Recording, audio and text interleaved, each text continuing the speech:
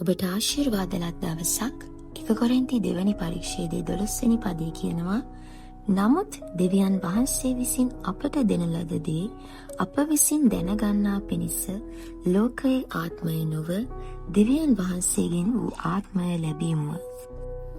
දෙවියන් වහන්සේ අපිට බොහෝ ආශිර්වාද දී තිබෙනවා. උන්වහන්සේ අපට බොහෝ ආශිර්වාද පෙර සූදානම් කර තිබෙනවා. උන්වහන්සේ පෙර සූදානම් කර තිබෙන දේ දකින පිණිස අපිට උන්වහන්සේගේ ආත්මයන්න් වහන්සේ අවශ්‍යයි. ඒ තමයි ශුද්ධාත්මයන්න් වහන්සේ. ලෝකයේ ආත්මයෙන් එම ආශිර්වාද දැකිය නොහැකි.